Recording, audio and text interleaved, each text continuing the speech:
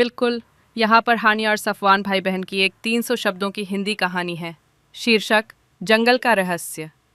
हानिया और सफवान एक छोटे से गांव में रहते थे। हानिया समझदार और निडर थी, जबकि उसका छोटा भाई सफवान थोड़ा डरपोक लेकिन बहुत होशियार था।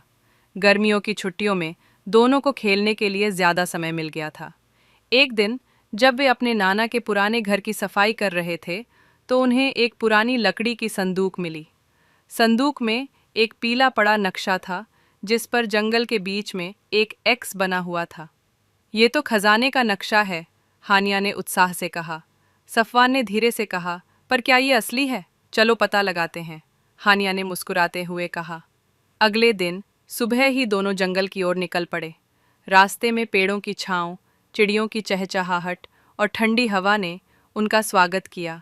नक्शे के अनुसार वे नदी पार कर एक ऊंची पहाड़ी के पास पहुंचे, जहां एक पुराना पेड़ खड़ा था। वही खुदाई करने पर उन्हें एक लोहे का डिब्बा मिला।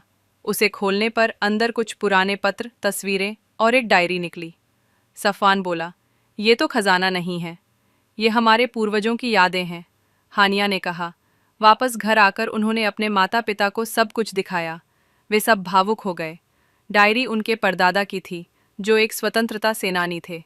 उस दिन से हानिया और सफवान न सिर्फ भाई बहन थे, बल्कि परिवार की कहानियों के रक्षक भी बन गए।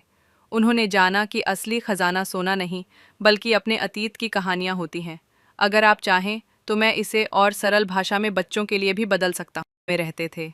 हानिया समझदार और निडर थी, जबकि उसका छोटा भाई सफवान थोड़ा डरपोक लेकिन बहुत होशियार था।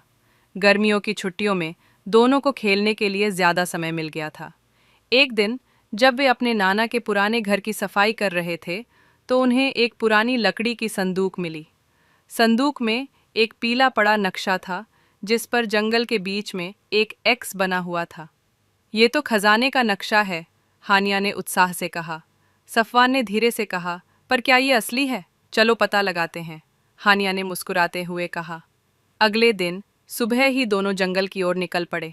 रास्ते में पेड़ों की छांव, चिड़ियों की चहचहाहट और ठंडी हवा ने उनका स्वागत किया। नक्शे के अनुसार वे नदी पार कर एक ऊंची पहाड़ी के पास पहुंचे, जहां एक पुराना पेड़ खड़ा था। वही खुदाई करने पर उन्हें एक लोहे का डिब्बा मिला। उसे खोलने पर अंदर कुछ पुराने पत्र, तस्वीरें और एक डायरी निकली। सफवान बोला, ये तो खजाना नहीं है, ये हमारे पूर्वजों की यादें हैं,